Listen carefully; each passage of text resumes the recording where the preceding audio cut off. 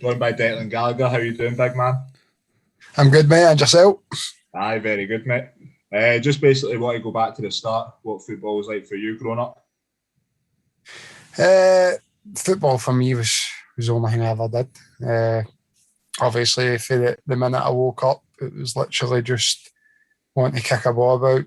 Went to school, played football in the morning, went into school, come out at playtime, played football, come home from school, played more football with all my pals, and that's what most of my pals used to do, was just literally get in, school bags in, and get the ball out, get out of the field, and just that was it. It was like big game of football until the lights went down, and that was about it.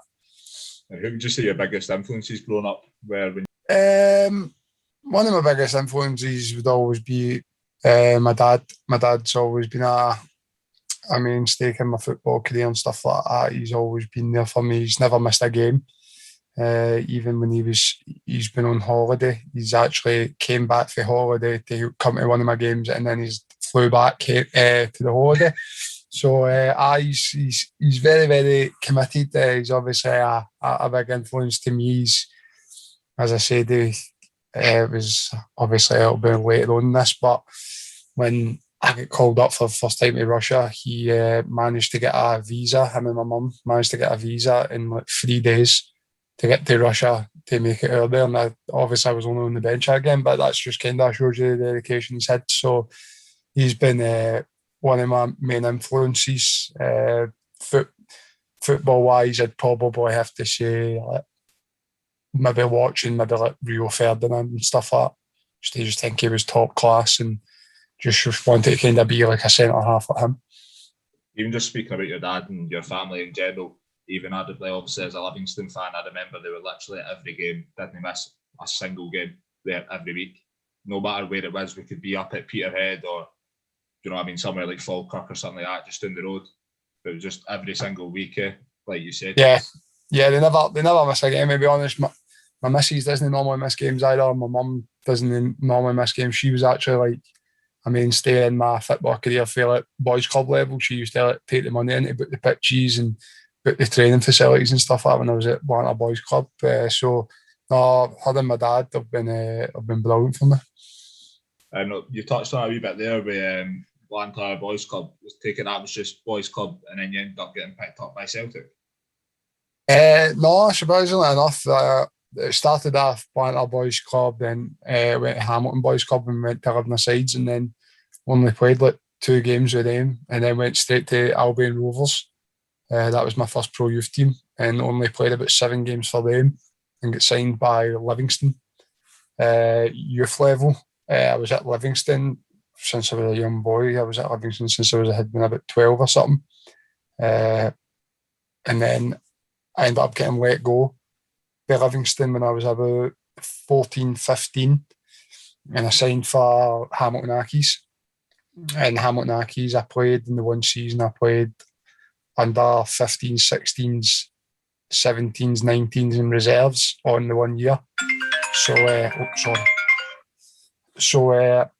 I ended up doing that, and then because I had a season like that, I played with like players like James McCarthy and stuff like that. So I had a really good team, and Celtic picked me up for there, and they actually bought me for Hamilton for 50,000 when I was only a young boy, because obviously it's training compensation, but you know what that's like, it's like getting bought. So that's how I ended up at Celtic.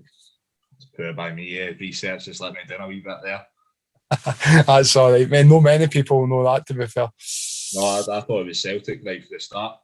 But what's it like coming through the academy at a club like Celtic? It's obviously coming through at the Old Firm. It's definitely one of the most difficult to break through at. Yeah, it's definitely one of the most difficult, but I think obviously it's one of the best to learn your trade at. Obviously, I don't think I'd be the player that I was today if I never had the coaching and the training and everything that goes along with playing for Celtic and Rangers in my background. So, no, it's obviously hard to make that breakthrough, but at the end of the day, like, you have to go there, you have to experience it. I know a lot of people say that they wouldn't go to Celtic and Rangers at a young age and this and next time, but I just think you have to believe in yourself. If you don't believe in yourself that you can go there and you can do something special, then just what's the point? It's all right saying that I'll come through it. another club and then build my way up, which they could do, but I just believed in myself that I could go and then I could take that step. Unfortunately, it wasn't to be, but that's just the way football is. And what players came through at the same time as you and your team?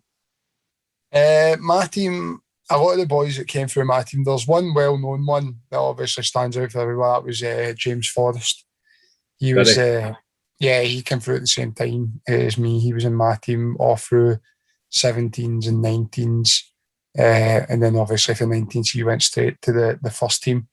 Obviously, I went to the reserves, but he was a good pal of mine at that time. And he was probably one of the biggest names that was in my team. We had a few other boys that obviously played like a lot of lower league football. So probably had guys like Greg Spence that played for Alloa and Grant Gallagher that plays with Stranraer, and there's a lot of other boys that obviously played at that level. James Keatons, that's obviously played for the likes of Hibs, Hearts, and teams like that. So that they were all boys that were in my team that obviously have made a career in the game, but just obviously the highest profile name that was probably there was James Forrest. Could you tell he was going to be as good a player as he is now at that age? Yeah, definitely. Wee Jamesy back then was unplayable. He basically just used to give him the ball and let him run by everybody. He was the fastest boy in 2 legs I'd ever seen. We went out to a tournament in Villarreal, and he got played in the tournament. Our group was AC Milan, Real Madrid, and Japan's under-20s. And he ended up getting played in the tournament. He ran an absolute riot against Real Madrid, ran a riot against AC Milan, and he was phenomenal. He was unplayable. He just literally used to kick it by people and nobody could catch him.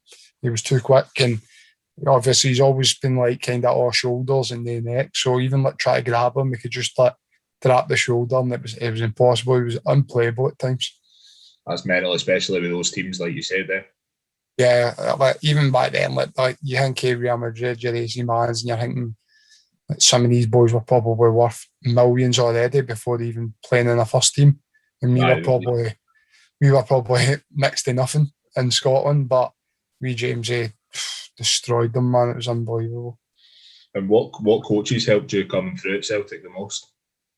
I had a few coaches, obviously. Like when I first went to Celtic, Tommy Burns was the one that took me to Celtic. So he had a big influence on my career for a younger age.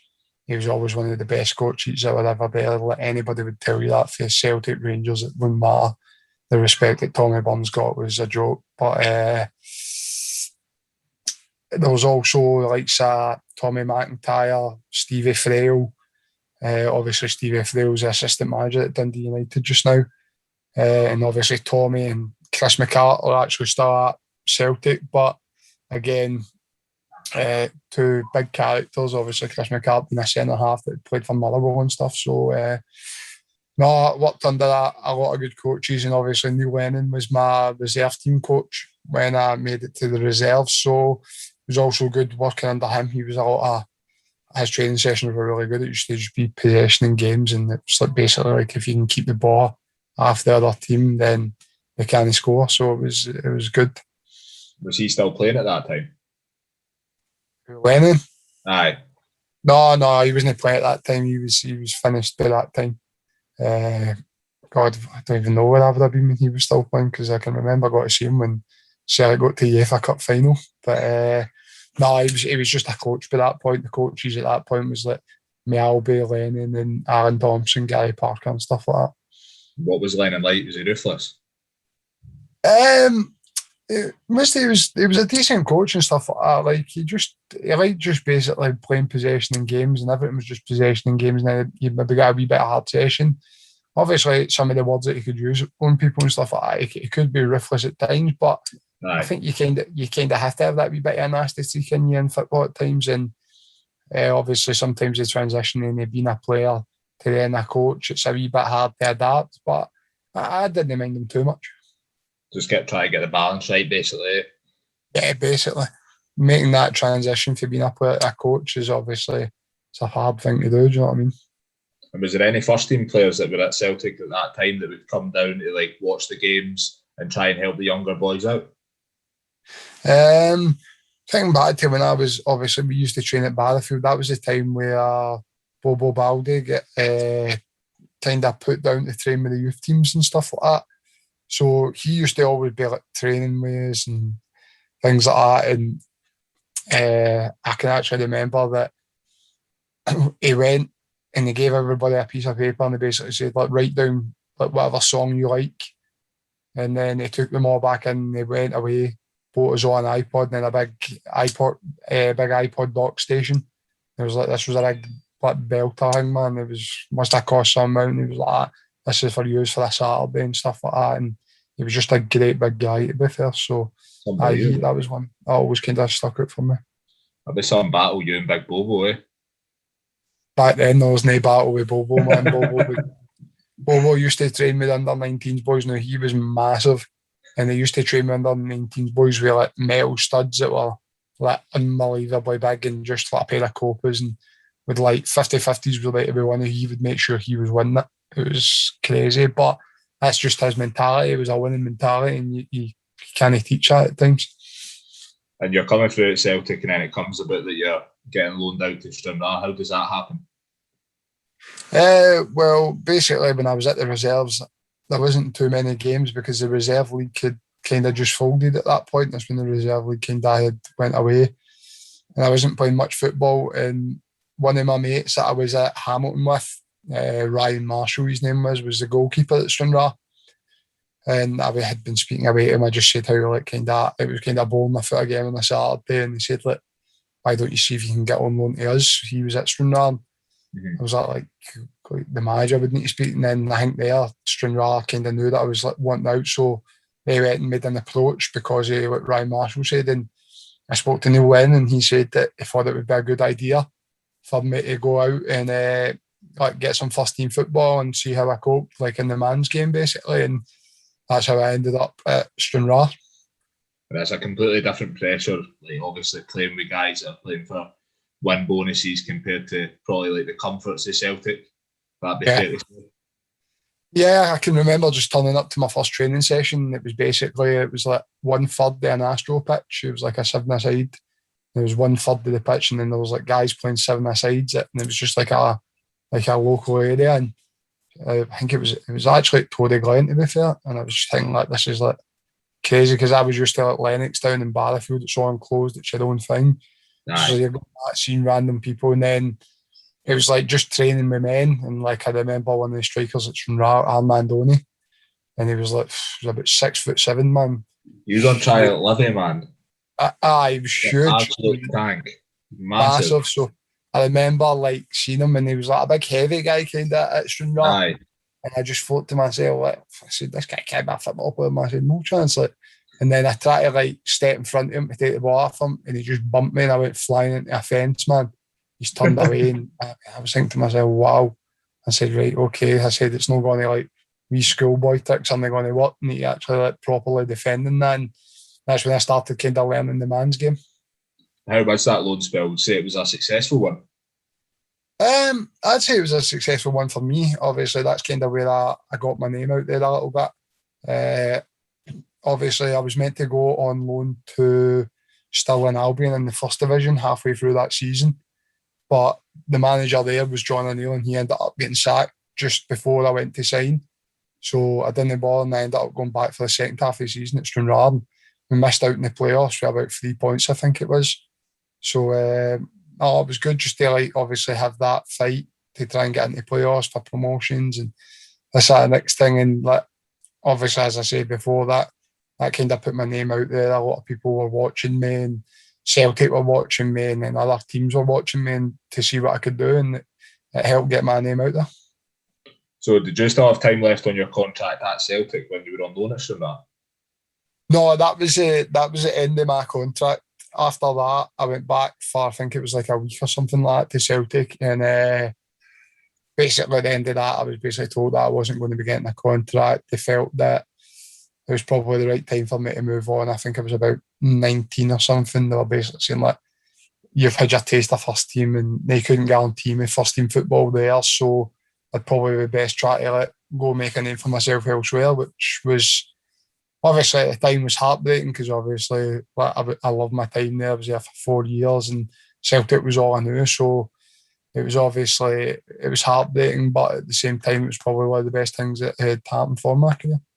And see, when you were at Stranraer, did you think it was a case of doing well there to try and get a contract back at Celtic, or did you know it was kind of coming to an end and then that you were looking to get into a different market in the lower leagues? No, I think it was basically trying to play my performances to show that I was good enough to go back and play for Celtic. I think any loan maybe you have, it's always, well, mostly to show your parent club that you're good enough to play for them, because normally it's like a league below you go to play. But definitely as a young boy, if you go out on loan, it's definitely to go on and impress, and obviously with that option of going back to the parent club and getting back into their team. So I always had my eyes on trying to stay at Celtic. And so I take it the performances at Stranraer, that kind of ended up taking you towards Clyde then when you signed there? Yeah, well, basically, I went on trial to a few different places. I went down to Yeovil on trial. I didn't get in there. Basically said they were looking for a wee bit more experience. I said, right, okay. So then I ended up getting picked up by Doncaster, who wanted to bring me in on trial. So I ended up going into trial with Doncaster, and they had the likes of like Billy Sharp and stuff like that in their team. And I did reasonably well, but again, the manager, Sean O'Driscoll, basically said that they were looking for a wee bit more experience if we're going to be in a relegation battle, and an unproven centre-back. It wasn't a great signing for them, so which was understandable. And then I missed out on a contract with Partick Thistle because I went to Doncaster on trial. So I then, obviously, my only kind of option was left was like Stranraer, and then Clyde made themselves available as well. And basically, the Clyde one was a better option for me in the sense of it was working with a manager that was like one of the most respected guys that are in Scottish football, and that was Jim Duffy. And my dad basically said to me, like, no disrespect to Stranraer, but Stranraer are what they are. They're always going to be down there, lower leagues now. Whereas Jim Duffy was a top centre half, a top manager, and he could hopefully help my career progress. And that's why I chose to go to Clyde. Did you feel as if when you went to Clyde, you were kind of back to square one in terms of building your career again? Yeah, it kind of felt that way. Obviously, it was getting to a changing room. It was a part-time team. I was no longer full-time. So, but what I did was, it was Jackie McNamara was at Partick Thistle, and I asked him if it was all right if I still came in and trained with them full-time. And he was happy with that. He was happy to have me in and about there, and obviously, maybe hopefully pick up something with them, a contract or something like that. But obviously, I was a Clyde player. So, yeah, so I used to train with Partick during the day, and then on a Tuesday or Thursday, I used to train with Clyde. And then and then obviously played the game on a Saturday. So it was a good experience. It was obviously, I was always fighting to try and stay full time, but I was on like obviously part-time wages, which I'd never experienced before, and I relied a lot on my dad to financially with my card and my gym memberships and that. And he basically just made a wee kind of offer with me that if I stuck in, he would pay everything for me.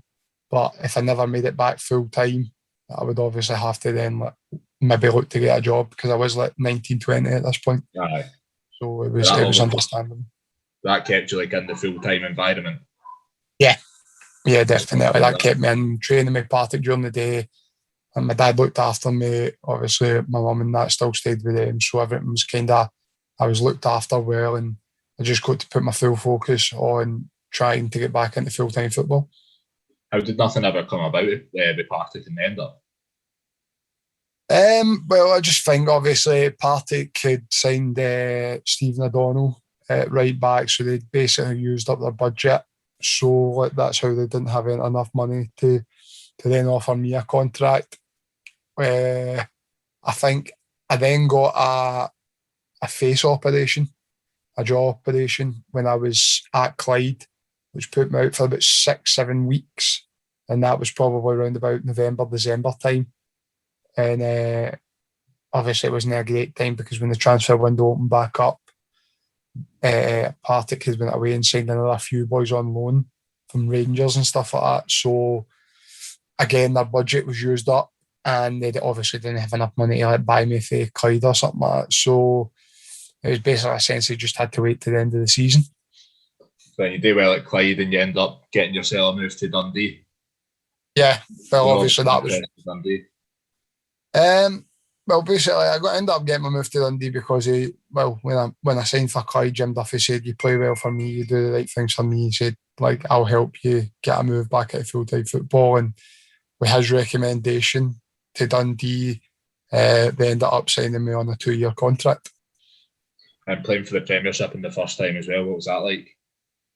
Yeah, it was interesting because we were the 12th team when Rangers get liquidated to get put into the SPL. So I was actually signed to play in the Championship that year, and then we get put up. So it kind of made the manager at that point kind of panic by a wee bit. So he went out and he bought David Grassi for Aberdeen and signed another few boys. And basically, I didn't really get my chance until about October time, about Halloween.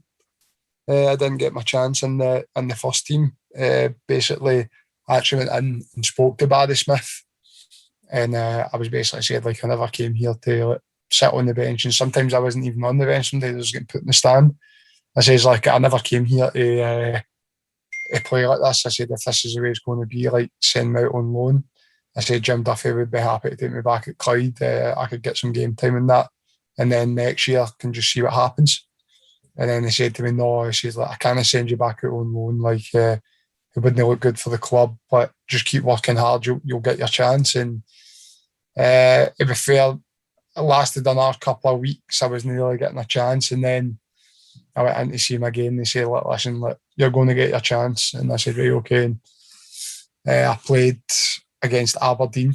I think it was around about Halloween time, and then since then I never looked back, and I stayed in the team and I done quite well that season. You done well individually, but I think Dundee at that point, because they were kind of like the 12th team that just kind of been put up, is that why they went down? They maybe weren't good enough for the Premiership? Yeah, I think at that time we had built a team that was going to win the Championship. Aye. I think that's the kind of team I had. Then after that, it was kind of like trying to get players that had been in that situation before, because we were quite inexperienced in the SPL with that team. But we took it to nearly the end of the season. If it wasn't for a Peter Pollock dive, that we would have probably took it to at least another 2-3 games anyway. But that's just football for you, and we would obviously relegate it. But obviously for me, it was my first taste of the SPL, and obviously winning Young Player of the Year that year for obviously at the Dundee Awards and stuff like that was obviously a good achievement for me. So then you go down to the Championship. I think you played every game, didn't you, that season? Yeah, played every game that season, aye. And ended up winning the league. Yeah, so we went down to the Championship that season. It was quite funny. We signed some good players that year, so we signed the likes of like Gavin Ray and stuff like that. So really good experience, and we went for strength to strength. We had players like Craig Beattie and Christian Nadi and Gavin Ray, Stephen Hughes, Kevin McBride, Gary Irvin. We had such an experienced team that year, and it was mostly a lot of the boys were still there, maybe bar like Gavin Ray and a few of the strikers. But most of the team that was there were there the season before, so I think we kind of knew that we were strong enough to go and win the Championship, and that's exactly what we did. And obviously, me playing every minute, every game was ideal. You're obviously a massive part of that Dundee team that went up. What made you leave and end up? I just think me and the manager at the time, Paul Hartley, we just didn't see eye to eye.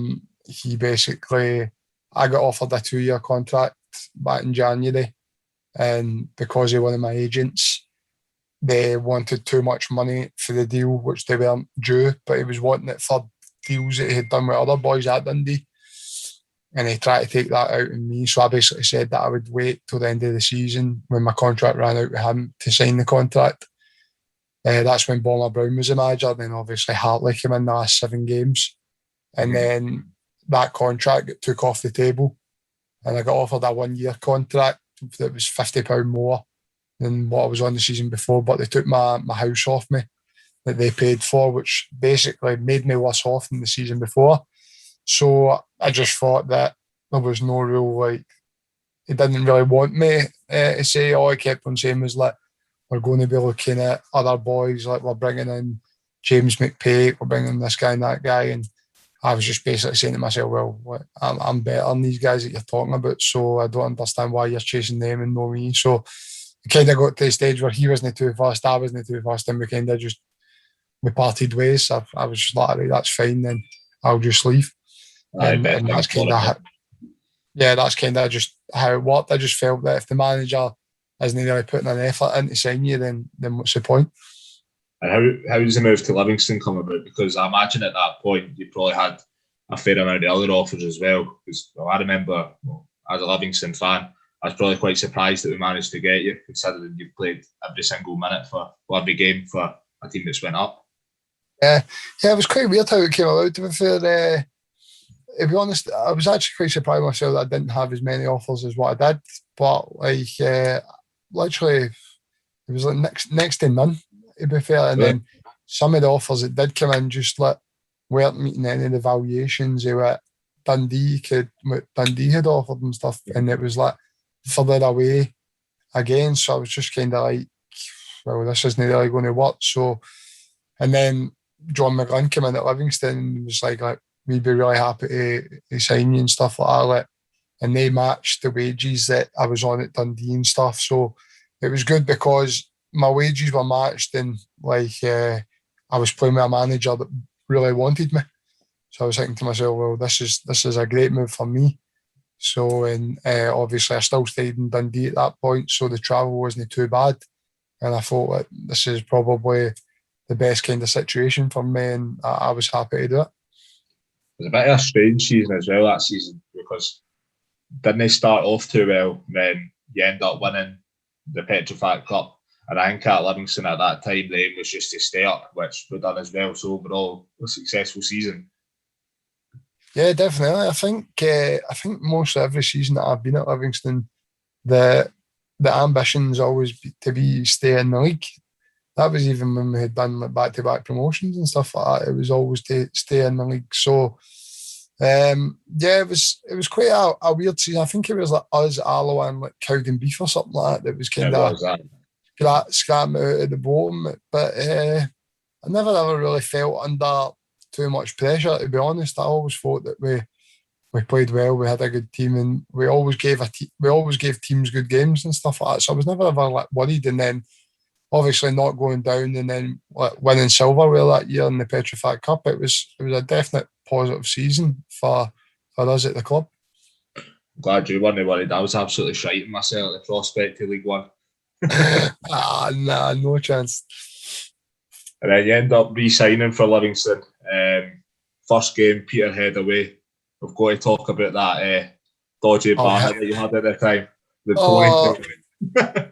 I remember the ponytail. I used to wear a Nike hairband, and I remember that my hair was slicked right back. Ponytail, Nike hairband. It was an outrage. To be fair, I've had a few outrageous haircuts at my time at Livingston. Dyed my hair bleach blonde, slick backs, skin heat. Aye, I've had it all, to be fair. I've had it all. But it's like that first game, obviously, after everything I had been through, that first game back, because I'd signed on the Tuesday or the Wednesday. Can't remember what day it was. I trained 2 days, and Hoppy was like to me, like, how's your legs now? How are you feeling? Like, you fit enough to play in that? And I was like, I says, my fitness has been getting kept well. I had been training with Rafe Rovers before that. I says, like, I'm ready in that. And he said, right in the ball. And then on the Thursday, he named the team, and I was in the starting team. It was like the biggest back four you'd ever seen in your life. It was Sean Crichton at right back, me and Halkett centre back, and then Aaron Lithgow playing left back. I was thinking, this is the biggest back four I've ever seen in my life. And then it was basically like an effect to kind of try and stop Roddy McAllister at that point. And I was just thinking to myself, my God, man, Roddy McAllister isn't even that. He's big, but he's not that big, man. And then I can just remember playing, and obviously it was a close game, to be fair. And I just remember it was Mark Miller's first game as well, because both of us signed at the same time. And I can just remember it was his corner, and he put it in. I just can't remember seeing the flight of the ball, and I just thought to myself, I've got this. This is mine. And as soon as I connected with it, I knew it. I was like, oh, it's a goal. I said, go, I'm away. And I didn't even know what to do. And thankfully, Rafa has ran out and like jumped on my back. And I was like, oh, thank God, because I had no idea what I had to do there. And he jumped on my back. And I just kind of remember looking out at the like standing there and seeing like my missus, my mum, my dad. And my mum sitting there crying and stuff like that. I was like, all right, relax, man. And then it was literally 2 minutes later, the ball fell in our box and I had a chance to clear it. And my legs were gone and I couldn't move my feet. And I was trying to kick them on. It just felt as if I was a statue, and Ronnie McAllister's just slid in, toe poked into the net. And boys are actually looking at me as if, like, what are you doing? And I was like, I can't move my legs. I said, my legs aren't working now. And then, but thankfully, obviously, I think it was Shawnee Byrne scored a wee back heel goal, I think it was. And I think it was Liam Buchanan scored as well. And it was 3-2, wasn't it? 3-2. I think it was, aye. 3-2 on Bucks scored and Shawnee Byrne scored, so thankfully they pulled me out one. But to be fair, just obviously scoring that first goal was incredible. Massive relief for you as well, like you say, after everything you've been through. Yeah, exactly. That's what it was. It was just a massive relief. It was one of the best feelings that I've ever had in football, to be honest. I still don't know if it's acceptable with that haircut, but we'll move on to that. Terrible haircut. It looked good if it was fixed, but honestly, wearing a headband in football, that shouldn't be allowed. Mate, I thought we'd sign some like slick Italian centre half or something. Well, I play like that anyway, do you know what I mean? Play like that slick Italian centre back. And obviously, we won League One that season. I think everybody kind of knew how good the squad was at that time. You always probably knew that we'd kick on and win the league. Yeah, definitely. When I turned up, I think we were already top of the league. I think it was a wee bit close with Airdrie. I think we were maybe 4 points in front of them or something like that. We had to play them like twice or 3 times, and I think we beat them. We beat them the 3 times. We beat them something like 3-1 at Airdrie, and then we beat them like 4-0, 4-2, sorry, at Livingston, because I remember scoring that game and that. And I just think at the end up, it was a pretty easy game for us. And when we went up, what was the feeling in the changing room? Did you think just stay up and then try and become a stable championship club again? Yeah, definitely. I think at that point, obviously, we were still quite a young team, quite inexperienced to the championship, the players that we had. So like that was obviously, I think that was kind of Craig Halkett's.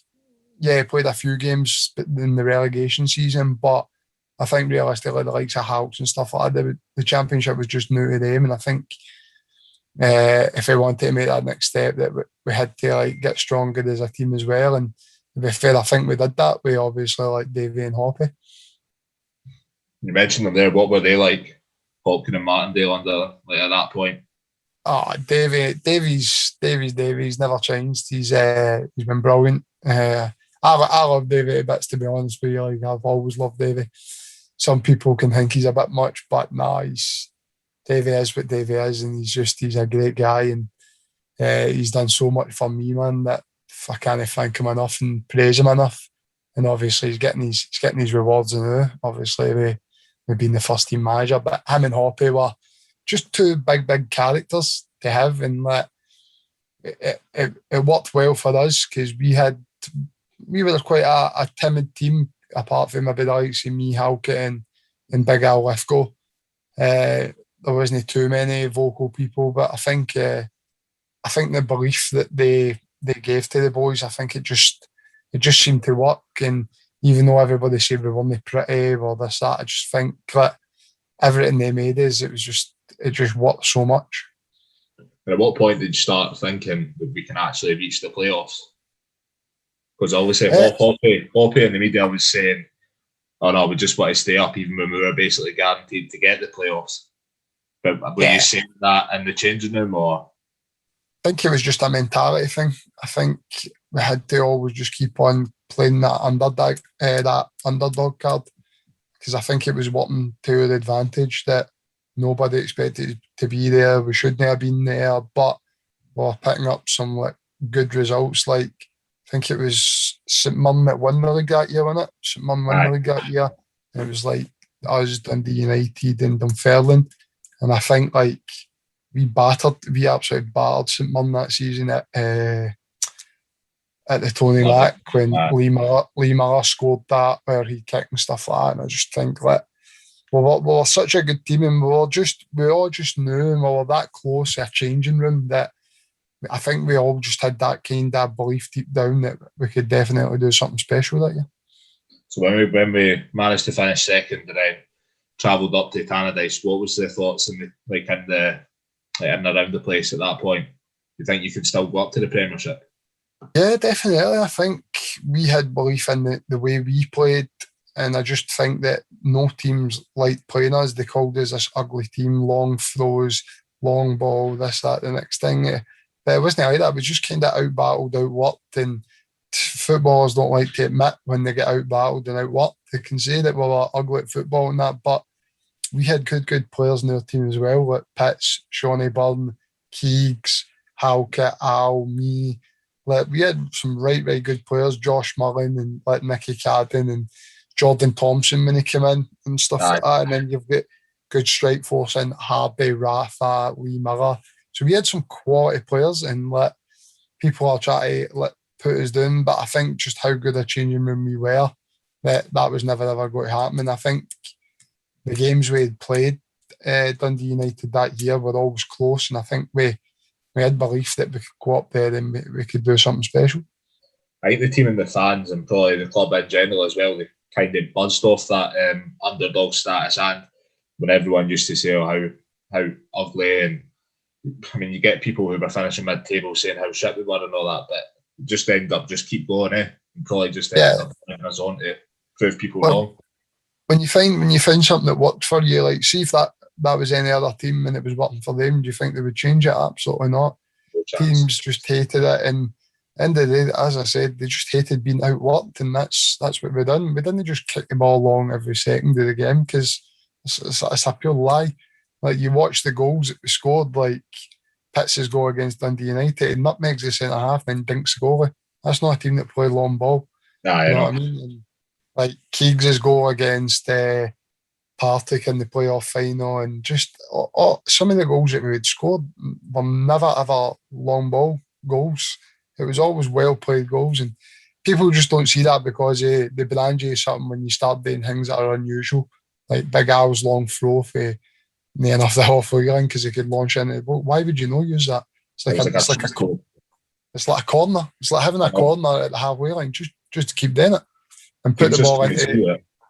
We never seen it as long ball football. We seen it as put it into a place where teams don't like to defend, and that's why teams hated it, because no teams wanted to defend against it because they didn't want to work as hard as we did, and that's the reason why that we had so much success. And that night at Tannadice, I mean, speaking from a fan's point of view, 2-1 down, but I think in general people were kind of like, if we go back at home, we've proven we can beat them. So if we go back 2-1, we can still go through to the next round. But I mean, what happened next? I don't really think anyone expected to happen. No, it was incredible. Obviously, we went 1-0 up quite early on, and then they get 2 quick-fire goals, which I think could have killed any team. But I just think the spirit we had in the team, like I think Josh comes on off the bench and busts through 2 players, and then does a wee slide, and the ball goes in, and then Shawnee Byrne chasing down 3 guys. He's got no right to win the ball, but the work rate, the effort, that just everything that we had in our team that year, just Shawnee like basically typified it there and then. Like where it goes, wins the ball, Pitts picks up, and then we score and we go 3-2 up. That was us in a nutshell. That moment there. He were absolutely incredible as well behind the goal. I had some like old guy and he blocking that. Not a problem. Didn't care less. Amazing. Absolutely amazing. It was one of the best celebrations I've ever been part of in football, and that's why the best nights I've ever been part of in football. Aye, same for me. So then playoff final, you managed to get through. What are you thinking then? Playoff final game at home, I thought we were so comfortable. I just didn't. Obviously, I know they weren't 1-0 up, but I think that was just kind of we caught it a wee bit just with how direct maybe Partick were. That they hit a ball in for the halfway line, man, and Dillon scored. So I think we caught off guard a wee bit. But after that, I think we dominated the home game. We dominated the away game. I don't think there was any chance of Partick Thistle think they were hard done by, because I think both games we absolutely battered them. Stevie Lawless might tell you a wee bit different, but I love winding him up about it anyway, so it's brilliant. But but I think we fully deserved it, and I think going out of that Partick Thistle, after beating Dundee United, finishing second in the Championship, I think we just knew that we were going to go all the way here. Final was strange though, eh? Like you say, kind of expected Partick to throw everything at us, but we were strangely comfortable. Yeah, we were so comfortable, it was unbelievable. I think they were more scared of us than we were of them, and I think it showed in the two games. But normally it's more difficult for the Championship team to go up. The odds are kind of stacked against them because they're playing so many games, but Partick just kind of looked a wee bit devoid of confidence, and we probably played on that. Yeah, definitely. I think with them being so low in confidence and us being so high in confidence, it played a big part in the game. And I just think as soon as Keeg scored that goal at Partick, that was it. It was game over. And I couldn't even see in any way, shape or form how they were going to even get back into it. And obviously they didn't, so all the better for us. And what were the celebrations like after that game? Oh, the celebrations were absolutely tremendous. I can just remember everybody on tables, chairs, banging on roofs, venoms flying about everywhere. It was just mental. And then obviously we turned Sportscene on the big screen in the room, watched Sportscene. I was getting up again, and it was like again boys on the table, Josh Millen, Jackson Longridge, and that. It was absolute carnage. I remember that. One of the best nights I've ever had in football that night. That was amazing. I remember that. You were watching Truck Sportscene on, and you were just want to watch the performance again, eh? Nah, probably falling out myself and stuff like that, man. I was what a time my life so it was. Amazing. And then promotion to the Premiership. What was that like? You've just kind of achieved the impossible back in the Premiership. How was that for you personally and both for the club? For me personally, I'd been through everything. Livingston, obviously, like relegations and battling out of relegations and playoffs and everything like that. So getting to the Premier League again was unbelievable. I always remember having a few jokes because I don't really think there was anybody in there that had ever, bar maybe Lee Miller, I don't really think there was anybody in there that had ever played in the SPL before. I used to say to them, I don't want the lads, my experience will get you through it, even though I'd only played about 16 games. But I used to love winding boys up about it. And obviously at that time it was an awkward time because obviously that we weren't sure if we were going to hang on to Hawks or no because he had such a good season. We didn't know if we were going to hold on to a lot of boys because of how well we had done that in the playoffs. So I think it was obviously a strange time. And then obviously Hoppy then left.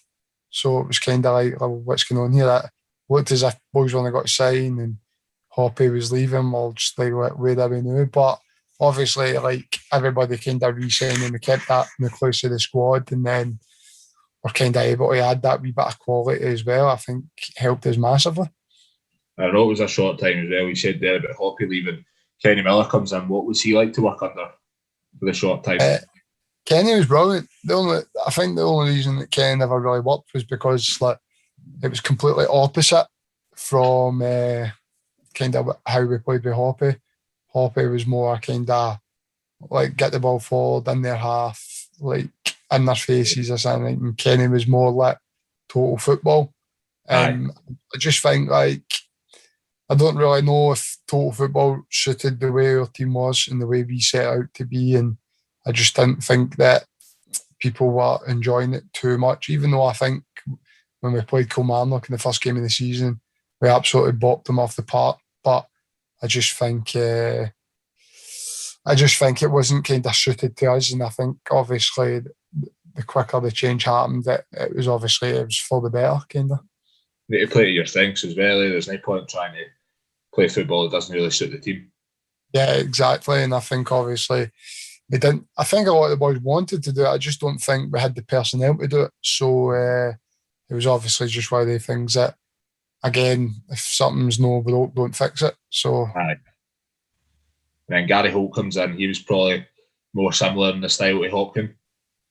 yeah, I think Gary Holt was a good appointment. I think him and Davey worked well together. Obviously, Davey kind of explained to him how we kind of worked. I think he liked that as well, and I just kind of think that they worked well as a kind of duo rather than a manager and assistant manager, because Davey was on the ball every single day, and I think obviously it just kind of their partnership worked, and obviously it proved with the season we had that year. It ended up proving everyone wrong again. I think everyone kind of tipped us as relegation fodder, but ended up staying up pretty comfortably in the end. Yeah, exactly. Again, everybody, I think people just like to look at something that's not their cup of tea and they'll just put them in the relegation zone. But again, it was comfortable for us. What was that? 7th or 8th place finish or something we got there. It was great, and obviously to be comfortable with so many games to play, it was a great achievement for everybody at the club. And at what point did you decide that you were going to leave Livingston that season? I think it was. I think I'd started speaking to teams round about the time that you were obviously allowed to. Like, it was 6 months before my contract. Obviously, I spoke with Davey and stuff like that, and obviously I wasn't getting any younger, that's for sure. So, I had to kind of go. Obviously, wages at that time at Livingston, because we were still pretty much a small club, weren't too great. So I always thought to myself, I kind of need to progress my career. I was kind of at Livingston for a good part of 4 or 5 years. I'd been through everything. I just kind of thought, do you know what? I couldn't really see any more progression in my career while I was at Livingston. I loved the club, loved the coaches, loved the fans, loved everything about it. But it was just one of the ones that I felt that I needed a new challenge for myself, and I wanted to try something different. I ended up signing for Motherwell pre-contract there under Stephen Robinson. How did that come about? Just speaking to them and then end up signing? Just speaking to them, and one of the things that really kind of... one of the things that kind of stood out for me when I spoke to Stephen Robinson was basically, he said that he could help my game. He said that he could make me a better defender, a better player, and I hadn't really heard a manager say that before, that he could make me a better player and stuff like that. So obviously spoke with St Johnstone as well, and Tommy Wright, who was obviously a great guy as well. But I just felt that the way that Stevie Robinson spoke, the way his Motherwell team played that year, like the passing, the moving, how quick they were on this, I just thought that it just it would suit me going there and playing some football and stuff like that, and that's why I ended up going to Motherwell. A good team as well, playing with Alan Campbell, Turnbull. Did you know that Turnbull at that point would end up at a bigger club and end up being the player he is? Well, obviously when I got there, Davey was obviously linked to go away to Celtic. I think he was almost in the door at Celtic, and then obviously that happened with his knee, which wasn't nice to see. And so I never ever got to play with him that season, because he was out with that after his knee operation. He was out for the full season. So, but just seeing his attitude about the place and how he worked hard to get back in that, there was no doubt that he was definitely going to come back and go on to bigger things. It ended up being a massively successful time at Motherwell, finishing third. That's ridiculous when you think about the teams like Hibs, Aberdeen and that are in the league. Yeah, definitely. I just think that season we just played so well. I think we went to Hearts and we beat them, and we went to most places. I think our away record was better than our home record, and I just think, again, it was a good changing room. It was a lot of boys that knew what they wanted to do, knew where they wanted to go, and it was just like we all moved in the right direction. And I think Stephen Robinson as a coach was unbelievable. Just some of his his tactics and how he's seen things and how he's seen pictures of the game was absolutely brilliant. And I think that was obviously one of the main reasons how we ended up getting third place that year. European football as well. Was that a big tool for you and other players? Yeah, definitely. Obviously, I never ever expected when I went to Motherwell that we would have finished third and got European football. But obviously getting that, it was was massive because it was the first time I'd ever played in Europe. So, no, it was great. And obviously, it didn't end the way I wanted it because I got sent off in the last game against Beersheva. But just the experience and all the rounds and playing in that Europa League, travelling away, although it was like COVID restricted, but even getting to go away to the likes of Israel and stuff like that, it was brilliant. Obviously now you've signed a pre-contract with Aberdeen. Would you say this is kind of seems like the right time to leave Motherwell and have a sort of stab at a higher level? Yeah, I think so. I think obviously I've had 2 good years at Motherwell. I think obviously first year getting 3rd place Europe, as you said, and then obviously getting my Scotland call up and getting like 7 caps is obviously another like milestone that I hit. And then I think obviously this season, like although a lot of Motherwell fans for some reason think it was a terrible season, we finished level on points with like I think we finished 8th, but we're like 1 point behind Livingston, St Johnstone, and we were like 2 points behind St Mirren and stuff like that. So I can't see how people feel that that's a bad season for Motherwell, considering the fact that with the teams that are all there, we're all basically in the same budgets. Like I think it's just the expectations of finishing 3rd 1 year and then maybe finishing a wee bit lower. But realistically, when you look at it, we were literally about a point off of being in the top 6 and obviously 2 points away from being 5th place. We were actually joint 5th place before the last game where we get beat. So it just kind of shows you it wasn't really that bad a season, but I just kind of felt that it was kind of time to move on a wee bit. I just felt that my career had progressed as much as it could at Motherwell, and I wanted, again, it was like I just wanted a new challenge.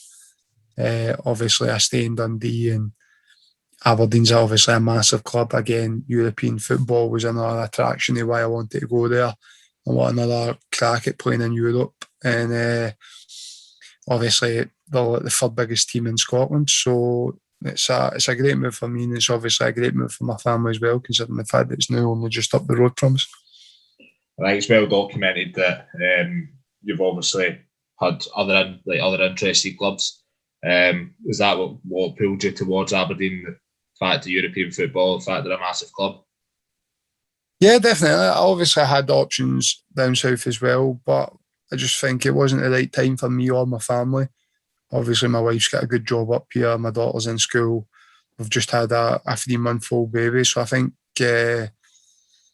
having to go down to England where we've got no support system round about us, we're very family oriented, me and my wife. So I think going down there with a newborn baby, not having any support around us, and the amount of time you spend on the road down in England, I just didn't feel like that was the right move for me or for my family.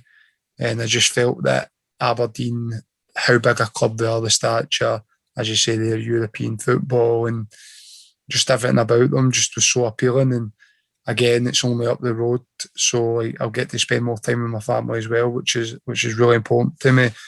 And I just felt that was the right move, and that's where my heart obviously seen myself.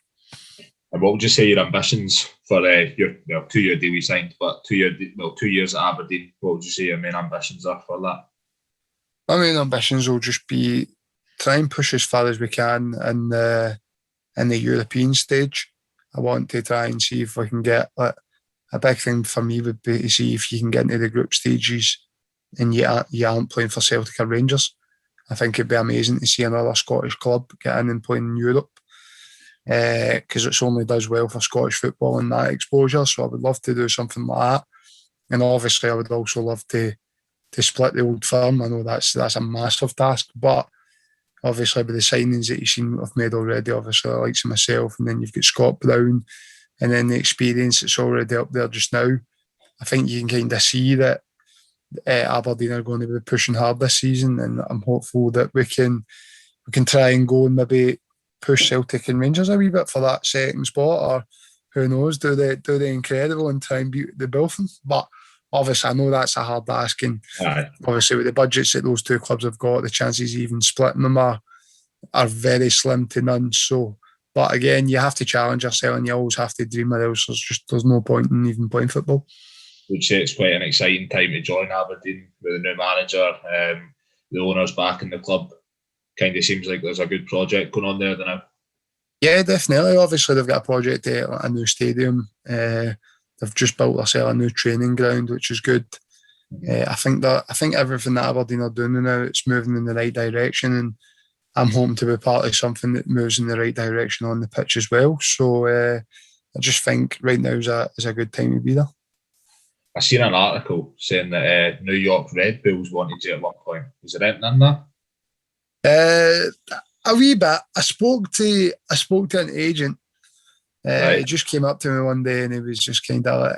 It was for one of the journalists for one of the papers said to me that he'd put my name forward to an agent who was asking about for centre halves and stuff, and he came in and he was asking me about it, and I was just kind of like, I said I would think about it, but the money would have to be right for me to move my family over and that's that next thing. And then he came in with a few figures, and I was thinking that's nowhere near anything that I would up and ship my full family over to America for. I said no chance.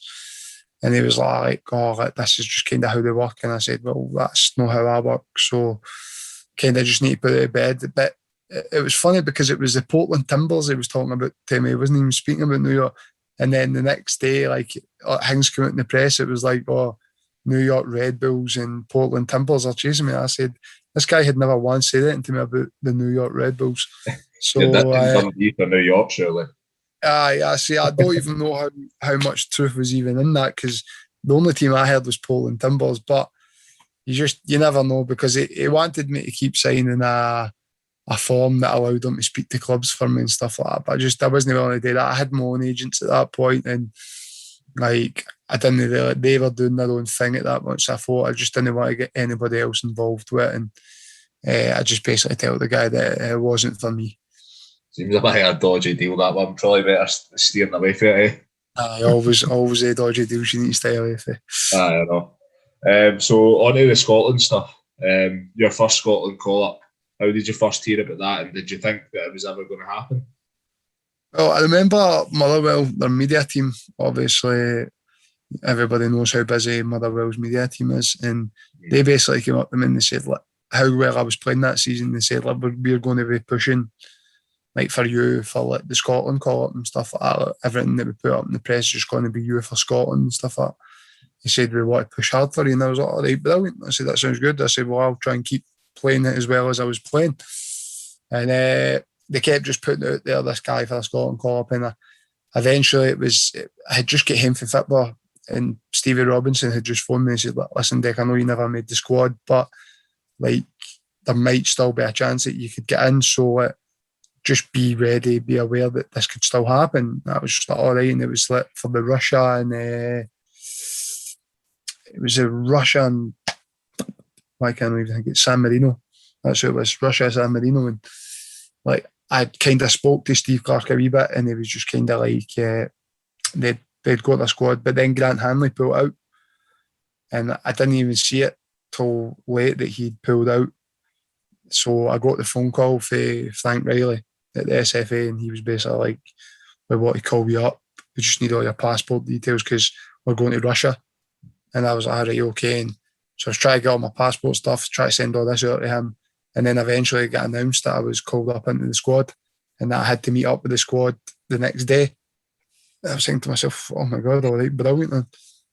And then I ended up meeting up with the squad and had to get my visa sorted, and then next thing you know, I was going out to Russia with the Scotland team. And what were you thinking at that point? Obviously playing like League One, maybe 3-4 years before it, and it was just like a dream come true, wasn't it? It was like a pure whirlwind. It was like for League One, back-to-back promotions, playing the Premiership, then getting a move to Motherwell, and then in my first season at Motherwell, I ended up with a Scotland call-up.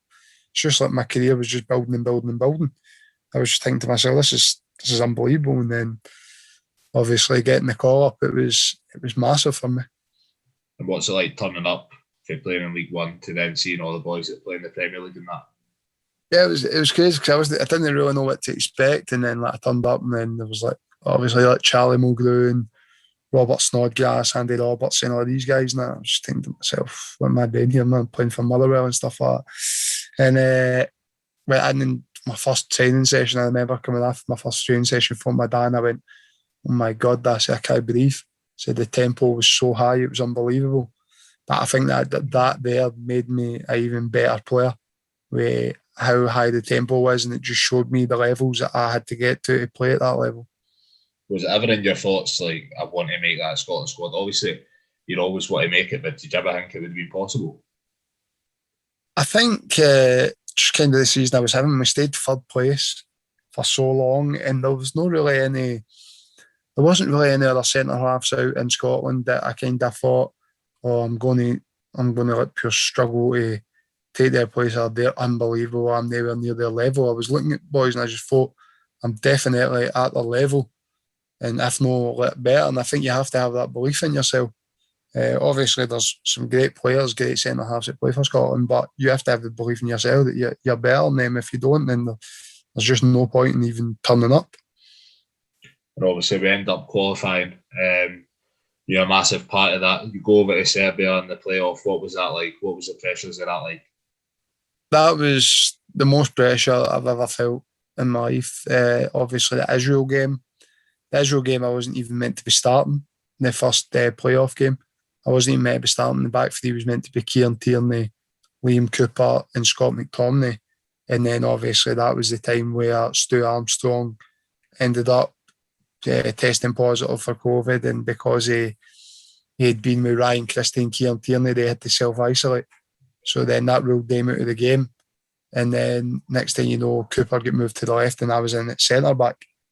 And I was just thinking, because Scott McKenna was also injured with his hamstring, and I was just thinking to myself, this is crazy.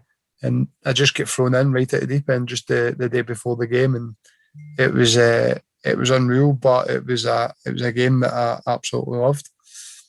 And then get through the penalties, and then you end up going to Serbia, and you're seeing yourself up against boys like Mitrovic and Milinkovic-Savic and that sort of thing. Jovic as well, who was on the bench that night and came on. What was that like? I think that was that obviously as a more pressured game because it's the final, but I think that game I felt it a wee bit more because I kind of knew that I was going to be starting this time.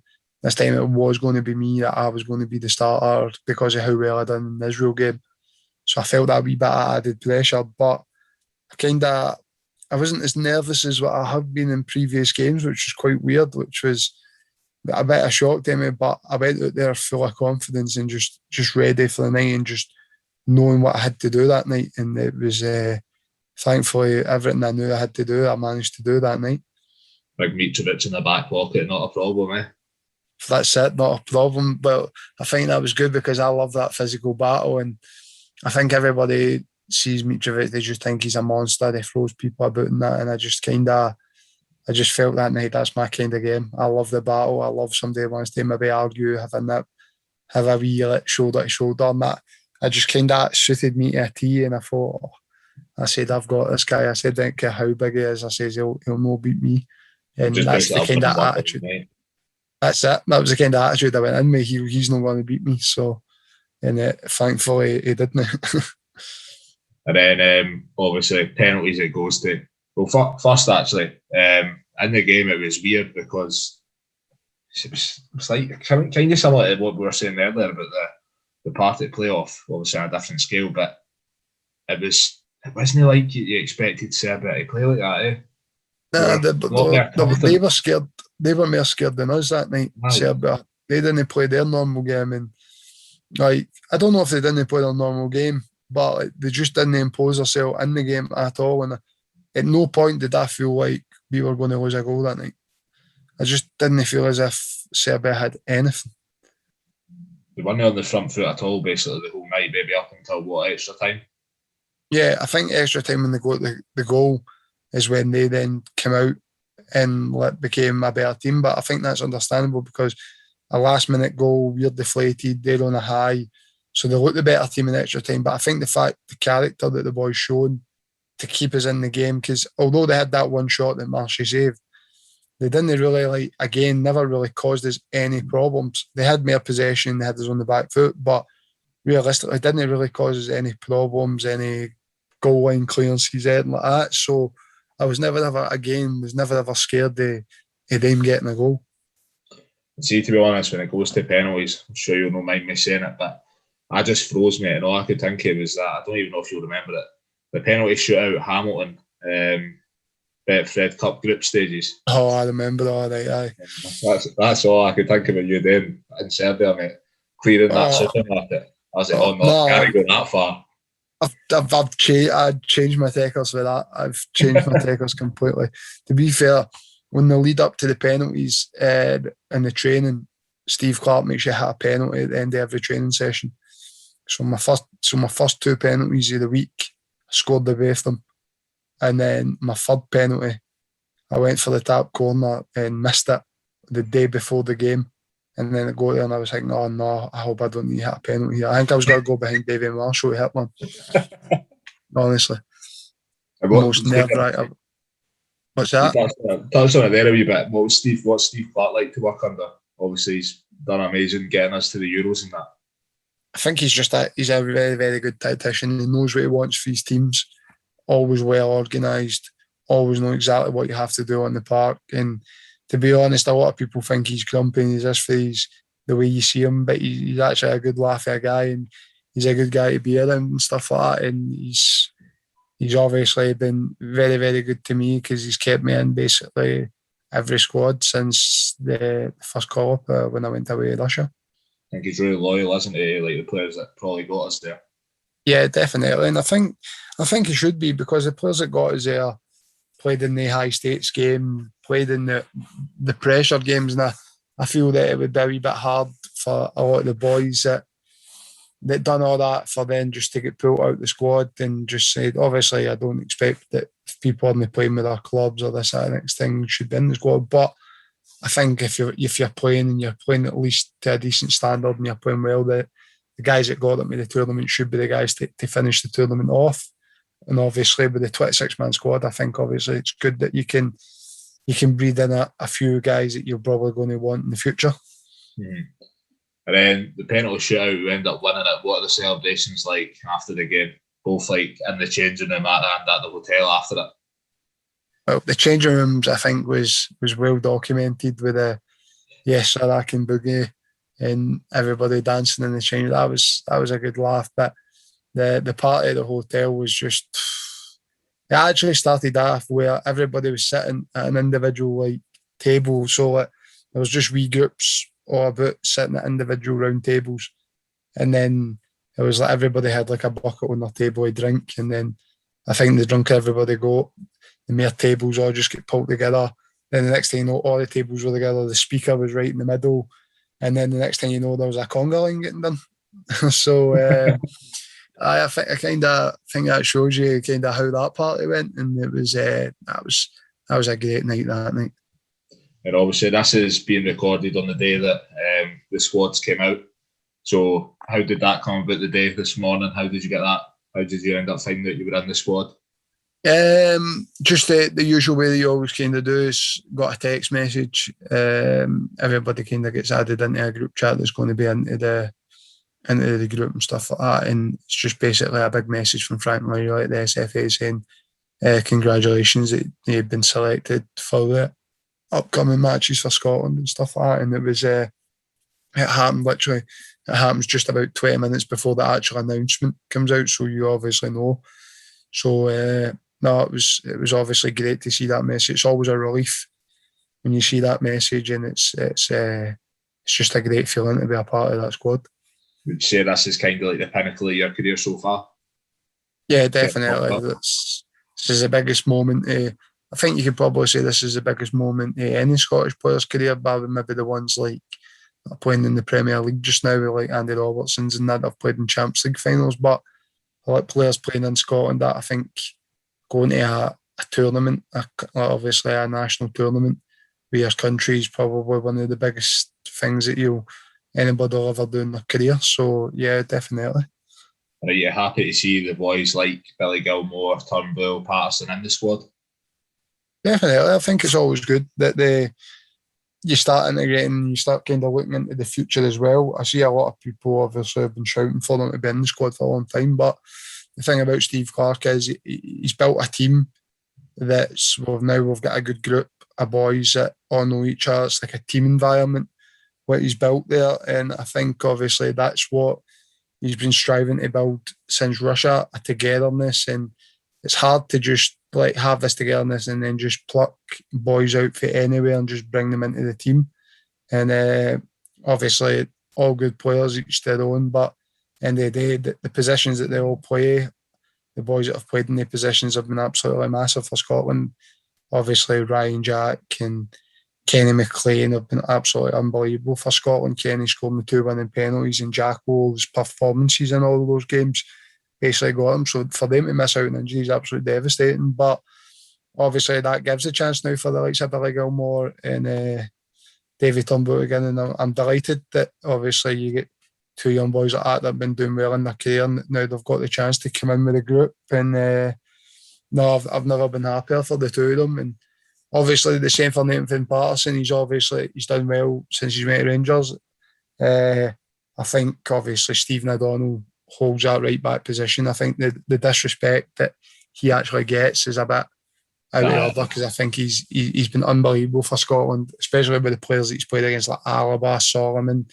Every country's best player, so it seems to rise to the occasion. And like I think he holds the jersey now, so I think there's a bit of disrespect towards his name and maybe a wee bit of biasness for the Rangers fans with Patterson. But it'll be good for Patterson to come and obviously push Sods for that starting place. Sods always loves a challenge. So no, it's only going to help having guys like this come into the squad because obviously they're top quality players. You don't play for Chelsea and Rangers and Celtic if you're not quality players. So no, it's definitely great having that quality added. I think with O'Donnell as well is that people probably forget. I probably agree with you. He does get a wee bit unfair criticism. Chips in with a fair amount of assists in that as well. Yeah, for basically the last 3 or 4 games, Sods has had a part to play in most of the goals. And like myself, he's been a part of the teams that have been on that kind of 6-game unbeaten run. So it's like people have to actually see this instead of having biased and looking at club form and this, that, and next thing and realise that sometimes players play better for their country around better players and like they deserve to keep going until they do something wrong. And I think right now Sods is the right back for Scotland or the right wing back the way you see it. And I think it's obviously up to Nathan Patterson to try and push him and try and get him out of it. But obviously as well, it's a shame that the stadium's only going to be full, but how much are you looking forward to playing at Wembley and also Hampden in the Euros? Oh, I can't wait to play obviously both. I think obviously there'll be a small allocation of fans and stuff like that. Any fans at all in the stadium is going to be massive though, because I'm sure there'll be some sort of atmosphere. And at the end of the day, football without fans it just isn't football. It's just not really good, is it? You always want the fans in there. You want the atmosphere, and hopefully, obviously, sometime in the future, anyway, we'll get full capacities again. But the fact that we're just getting some capacity now is obviously it's a start, and it's going to be good for the game. Definitely, I think everyone's just sick of it and just going back to the games. Definitely, mate. Players as well.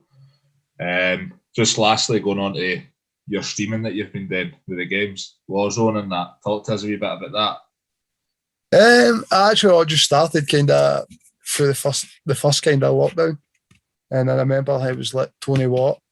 Used to have like a YouTube channel, and he streamed quite a lot in that, and he was kind of talking to me about it, and I watched a few, and I said, "Like, what are you doing?" He's like, "Buy a camera for the PlayStation, plug it in, and then kind of off you pop." Kind of thing. I was like, well, I said, I'm going to get a bash because during lockdown there was nothing else to do, and I thought, let's just kind of do it. I've got quite a good following on Twitter and stuff like that. I said I'll just put a retweet out there saying I'm going to do it and then see what happens. And it kind of took off. And then I think during lockdown I was playing like FIFA tournaments for representing Motherwell against like other footballers, and I was getting like thousands of viewers and stuff like that. And I was thinking, this is no bad. And then obviously Warzone just became so big, and I just kind of continued to do it. And the thing that I always say on my stream is it's not really about the game itself. It's just about like having banter and like having banter with fans. And as long as it's all like friendly based banter, I don't care if people come on and say, you're shit and you're this or that, that's banter. But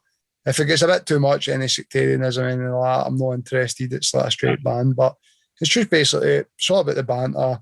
Let the boys watch a couple of football players or a couple of just random people, or even just getting random people in with the boys and just having a laugh and just kind of sometimes showing people that football players are just normal guys. Like I've seen so many people from Motherwell because we're having a bad season saying, we've got boys that just want to stream wars and stuff. I'm like, what does me sitting in my house, like, no training, like, what do they expect me to do? Keep you up in my back garden at 11 o'clock at night? I said, I can't do that. So, like, it's just something that takes your mind off football when the pressure gets a bit high and you're not feeling at your best. You get to take your mind off it, and the streaming helps. And it also keeps you connected with fans and stuff like that maybe want to know a few things, or maybe want to know how you're feeling and how you feel the team's going and stuff like that. So as well, just basically something that you're doing in your free time that you enjoy. And like you say, if you're slacking that for it, you're just doing what every other guy would do. Exactly. It's just basically like everybody's got their own kind of guilty pleasure they like doing. Some guys like coming home from work and watching football. Some guys like going home from work, going for a pint, whatever. Obviously, I've not got the luxury of going out drinking. I like to, when I wind down, I don't like watching football, so I like playing the computer. I like just taking my mind off it and having a laugh, and the computer helps me do that. It helps me wind down for tough days sometimes and tough weeks, so it's just something to take the mind off it. You can maybe jump on Warzone, get a couple games. I can maybe carry you a wee bit with my 0.3 KD if you fancy. Listen, not a problem, man. You can come on me anytime, man, because your lobbies will be terrible and I'll look unbelievable. Mate, that's what everyone else says, but I'm still struggling for the wins. That's all right, mate. I'll try and get you a win, even though I struggle with them myself. It has to be guaranteed. Anyway, top man, Dick, thanks a lot for coming on. Best of luck at the Euros, mate. Not a problem, mate. Thanks very much for having me, man.